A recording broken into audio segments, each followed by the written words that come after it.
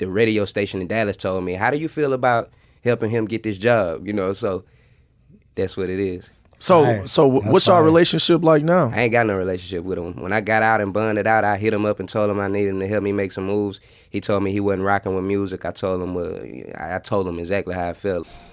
Yeah, it's your boy King Lucky Money, man. I'm back with another video. You can see right now, man, Hurricane Chris did a interview on Baller Alert, and in this part of the interview, he was talking about his indifference with DJ Hollywood Bebe. These guys let's just say Hurricane has been speaking out against Bebe on the turmoil of the deal, his relationship with Bebe over the past few years. This is not his first interview addressing it. For the people that do know, I am from Shreveport, so I do know Bebe. I somewhat know Hurricane. We've met a few times, but I don't have a personal relationship with him. We all from the same city of Shreveport, Louisiana, where it's a rough place to come up out of. But to say the least, let's get into this video, man. Hurricane Chris did an interview on Ball Alert in which he expressed how he felt about his relationship with DJ Hollywood Bebe. Let's get into it right now. So was A-Bebe already out before you signed? Yeah, A-Bebe was out like a year before I signed. Which made Collie Park come for you. Yeah, Collie Park flew to Shreveport. Now, yeah. You made that for Big Dog and what's his name? Bebe. To be honest, I made it because I felt like it was gonna blow. And that's why you hear me in the song saying, white folks, gangsters, and the thugs, stunned with a stack of them dubs, riding in a lack with a mug. So I wanted to make it worldwide, versatile for anybody, because I knew everybody wasn't gonna know. But you had him in mind. I had him in mind. When this song came out, it was hard. When I heard it in the club, city. Okay. When I heard people saying it, but then I was like, I can make this bigger. I can make this something that the world can accept. So you changed the lyrics on it? I didn't change the lyrics. I changed the meaning. Okay. Oh, gotcha. Hey, baby, this is my song. Turn me up. Yeah. So, did you ever go see him DJ? Yeah, I was in a club when I first heard people saying it, and he was DJing. But when I heard that, I was like, I was in those same clubs during this time. I can make this something that the whole world can warehouse. So it was a chant that already was happening.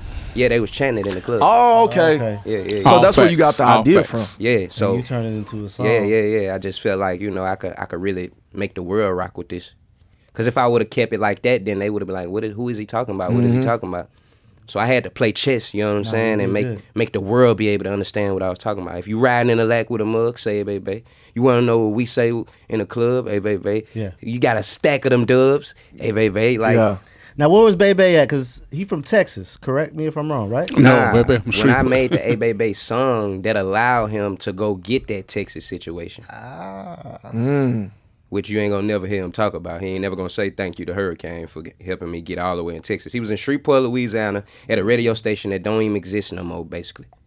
Gotcha. So, if I wouldn't have made the song, I don't know where he would be, but I know when I went to Dallas, they told me, even the radio station in Dallas told me, how do you feel about helping him get this job?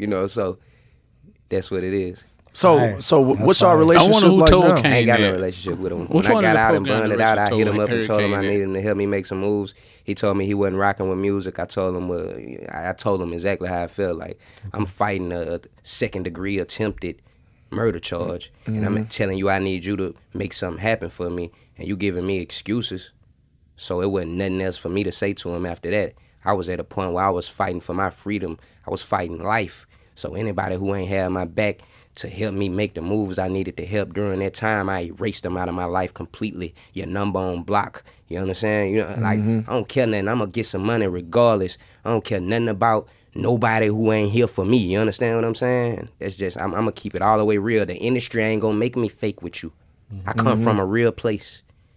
And I had been told them, let's stop acting like we rocking with each other anyway, because you ain't really got my best interest. You ain't really trying to help me make no moves regardless. And my song is the song that got you this job out here in Dallas. If I put you in a position and then you see me take a fall, you're supposed to do everything in your power to pull me back up. And he just never did that, never had the realness in him. He used to say stuff like, I don't care about being real no more. And once I started hearing this type of talk, I realized that he ain't had a type of character that I was willing to surround myself around. And I got a son.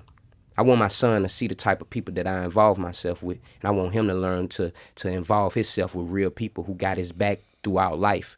So I can't teach a lesson through dealing with people who ain't keeping it real. Now, I don't know Hollywood Bebe like that, but I've met him a few times now. Do you think there's any miscommunication on his part that he may feel different than how you feel? And just for clarity, Hollywood Bebe is a DJ? Yeah, he a DJ radio personality in Dallas. Well, how much miscommunication can it be if I help you get this job at iHeartRadio because I made a song mentioning your name, and then you see me go through some stuff in life, and you don't do everything in your power to pull me out of the situation? Even when I got into it with my record label that I was signed with, I called him and told him, hey, I need you to reach out and let them know this, what they doing ain't right. You know what he told me? I ain't getting in it because I want to still be able to go back to the label and still be able to do business with them. But you the one who introduced me to these people. You the one who told me, hey, sign this deal. Just sign it. I'm telling you, I got your best interest. Sign this. But when it went bad and I told him I need you to jump in here with me and help, he ain't do that. He told me he ain't getting involved in it. That's a snake to me. And you could look at it however you want to look at it. If you got morals and principles about yourself, then you understand what a snake is. So when you first got your deal with J Records, you asked him for advice, and he advised you to take the deal? He set the meeting up at his radio station and brought all the label people to a room at the radio station. I'm like a kid. I'm 16, so everything they saying just sound like a bunch of, you know what I'm saying? Like, the only thing I know is I want to rap. Y'all 30-some years old. I'm looking for y'all to help me, guide me into making the best decision. So at one point, I wasn't about to sign it, and they seen it. So he came talk to me outside the room. Like, man, just sign this. I got your best interest. Just do it. Because he knew what it was going to do for him. Which is why he still got the job that he got right now. So some people are out for themselves. And that's just what that was. You could ask my whole city, Shreveport, Louisiana. They vouch for everything I'm saying. They're going to tell you what I'm saying. They're going to say he ain't look out for Kane.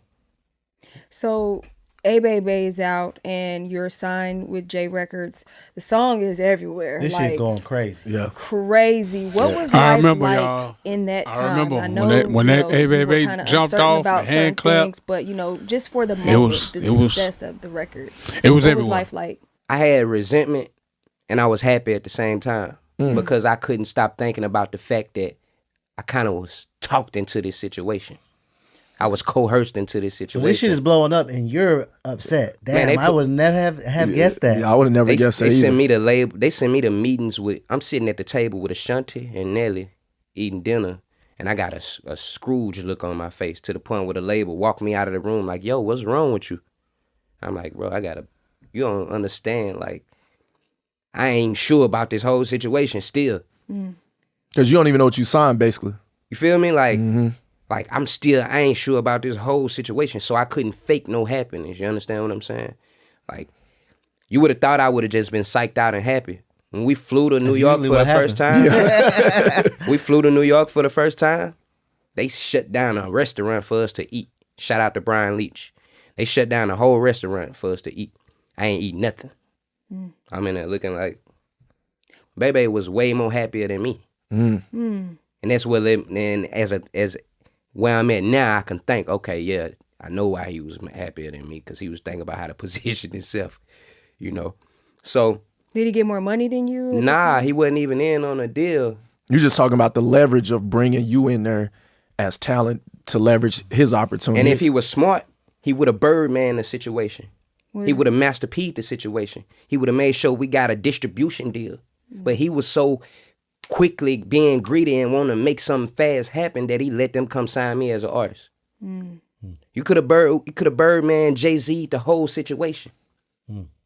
When you signed your deal, and sound like Kane wanted to be signed, kind of angry about the situation. Now, did you know, or did somebody tell you, like, now, hey, so this ain't no good deal I don't know. for you? Like, did somebody ever tell you that, or you just felt like in your heart you didn't sign a good deal?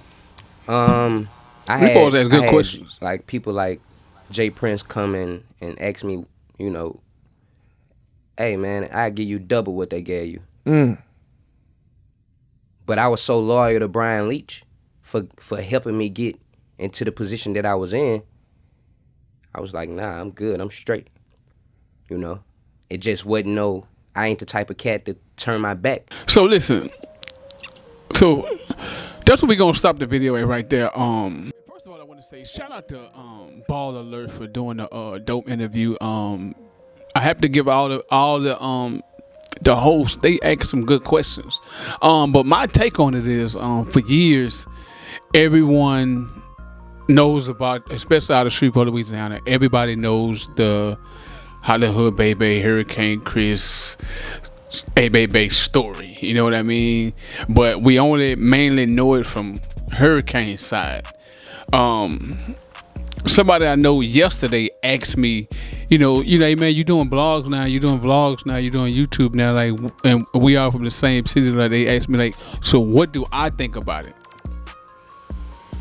And what I said to them was, well, I can't feel any way about it, because I said, number one, I don't have a dog in the fight, and I said, number two, I've only heard one side. I've only heard Hurricane side. I haven't heard Bebe's side to what actually happened with the deal, what all happened with him and Chris's relationship. So I can't give a fair assessment.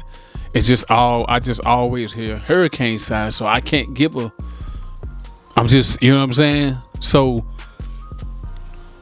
hopefully, like I say, one day, you know what I'm saying, these guys can actually sit down. It don't even have to be on social media. You know what I'm saying? Just my thing is, I'm always come to an understanding, come to an agreement. You know what I mean? So, and at the end of the day, they don't have to. You know what I mean? They can just, you stay on that side, I'm gonna stay on that side. You know, that can go down like that as well. But in 2024, if he's still doing interviews about this a deal that was 10 plus years ago, just obviously it has to be a conversation made, because at some point these guys will be in the same spot somewhere, somehow, at some point. You know what I mean? They will be in the same room, is what I'm saying. So at some point something is going to have to be discussed.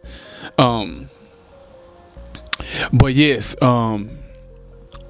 that's what I think about it. Get in the comments, let me know how do you feel about Hurricane Chris's interview with Ball Alert. Especially if you're from Louisiana, make sure you give your comment and type your area code or type your neighborhood where you're from. You know what I'm saying? Y'all know how we do it in Shreveport, Louisiana, man. Shout out to the city, man. You know what I'm saying? Hashtag 318, hashtag Cup Roll, you feel me? That's where I'm from, Cup Roll, you feel me? So, but yeah, it's your boy King Lucky Money, man. Back with another video, always with another video. Hey, hit that post notification bell, hit that notification bell, then hit that post notification bell. That way you get all the videos when they pop up. Hit that thumbs up for your boy for this video right here. And I'm gonna see you guys in the next video. Yeah!